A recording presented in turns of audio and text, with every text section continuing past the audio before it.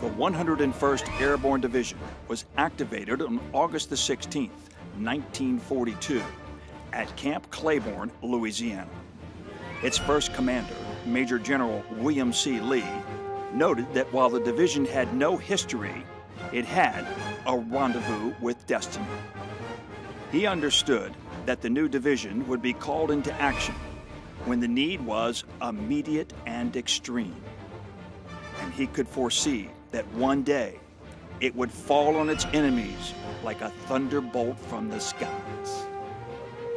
The division's first rendezvous with destiny came on June the 6th, 1944. Landing on the Khotan Peninsula by parachute and glider in the early morning hours, the Screaming Eagles became the first Allied soldiers to set foot onto occupied France.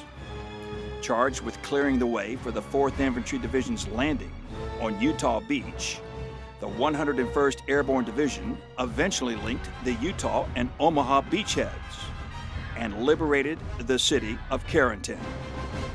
Only months later, on September the 17th, 1944, the division jumped into the Netherlands, spearheading Operation Market Garden.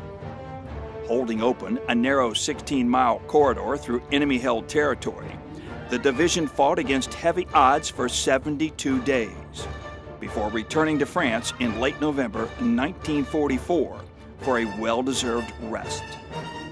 Once again, the rest proved to be a short one. 2 months later, the 101st Airborne Division was recalled to the front to counteract the massive German offensive through the Ardennes forest. Responsible for defending the critical road junction at Bastogne, Belgium, the division was surrounded by strong enemy forces that demanded its immediate surrender. Responding to the German ultimatum, Brigadier General Anthony C. McCullough made history with his famous one-word reply when he responded by saying, "Nuts." Although the siege of Bastogne was broken on December the 26th, 1944, intense fighting continued until mid-January 1945. The Allied units had effectively reduced Nazi gains in the area. Attacking into the heart of Germany through the Ruhr Valley, the 101st Airborne Division pursued retreating German forces into Bavaria. In spring 1945, the Screaming Eagles liberated the Landsberg concentration camp and Hitler's mountaintop retreat in Berchtesgaden. With the war over and a noteworthy history already behind it, the 101st was inactivated on November the 30th, 1945. The immediate post-war period marked an intermittent existence for the Screaming Eagles, with several reactivations and inactivations at Camp Breckinridge, Kentucky, and later Fort Jackson, South Carolina. The Screaming Eagles were finally reactivated on September the 21st, 1956, at Fort Campbell, Kentucky. There, in the peaceful countryside of Tennessee and Kentucky, it began its preparation for challenges expected on a nuclear battlefield. Fortunately, that day never came.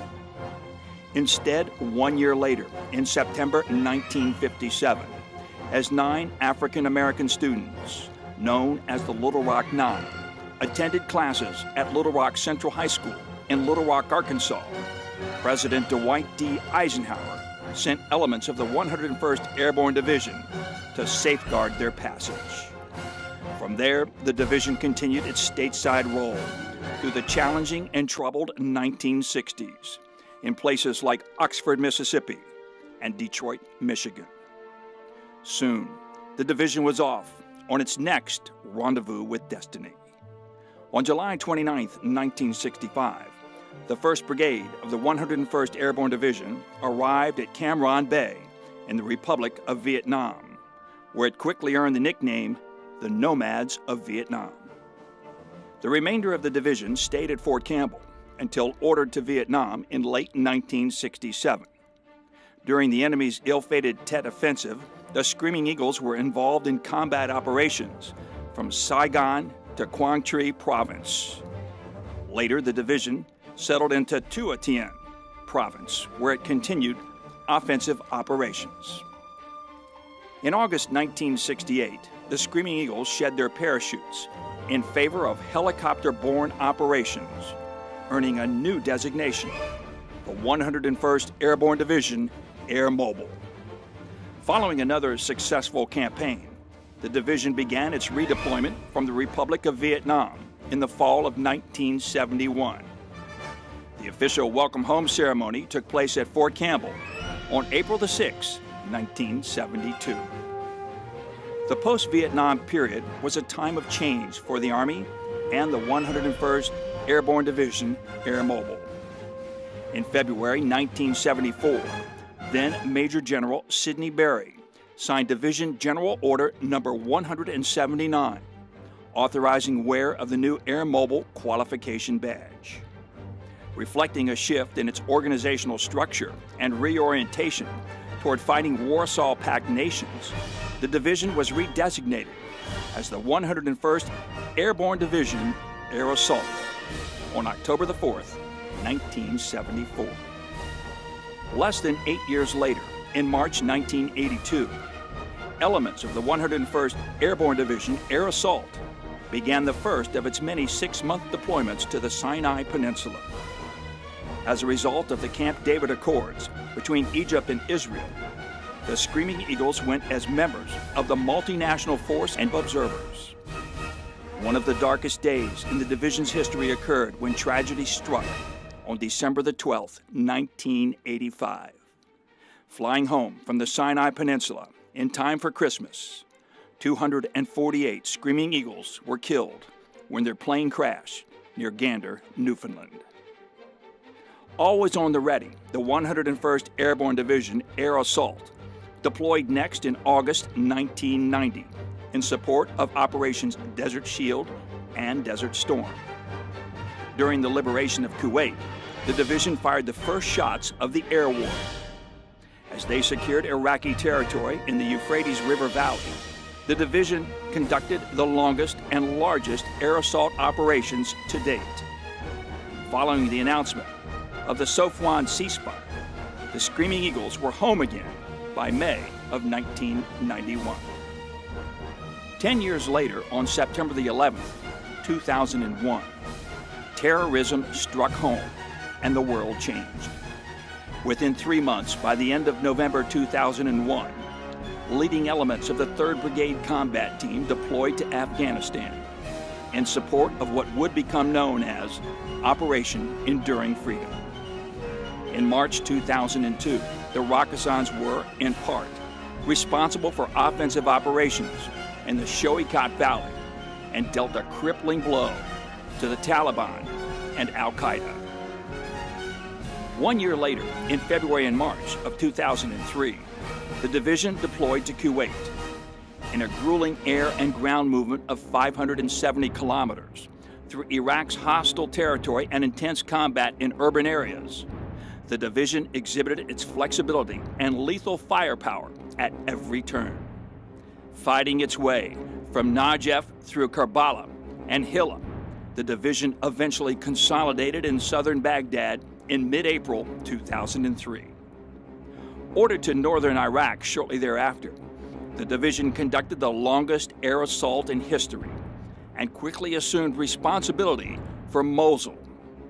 After another successful engagement, the Screaming Eagles redeployed to Fort Campbell in early 2004. In November 2005, the division headquarters, along with the 1st and 3rd Brigade combat teams and the 101st Combat Aviation Brigade, deployed to Iraq for a second time as Task Force Band of Brothers. The division assumed responsibility for the northern half of Iraq, the largest area of operation in the country. Under the Army's new modular structure, 2nd and 4th Brigade combat teams and the 159th Combat Aviation Brigade were attached to other multinational division or multinational force commands elsewhere in Iraq. After a short time at home, in late 2007, the majority of the division deployed again. This time, the 1st, 2nd, and 3rd Brigade combat teams and elements of the Sustainment Brigade deployed independently to Iraq, where each served under the command of different multinational divisions. The 101st Combat Aviation Brigade deployed to Afghanistan and was eventually relieved by the 159th Combat Aviation Brigade. These units were followed by the division headquarters the following spring.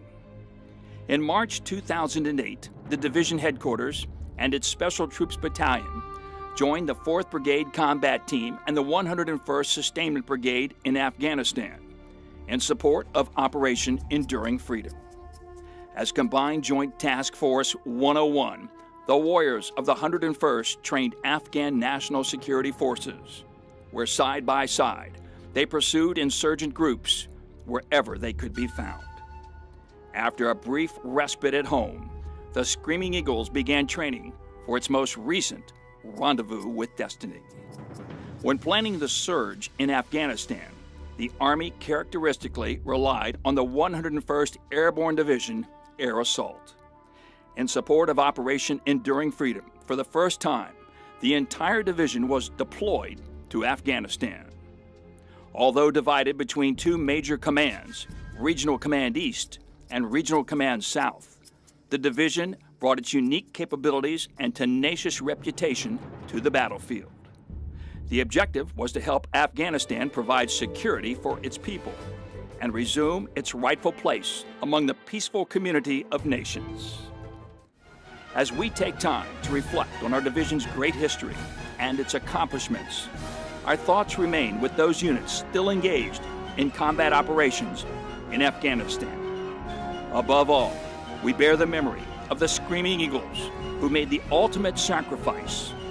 In a land where liberty and freedom have been earned and preserved, the Screaming Eagles of the 101st Airborne Division Air Assault remain trained and ready for their next rendezvous with destiny.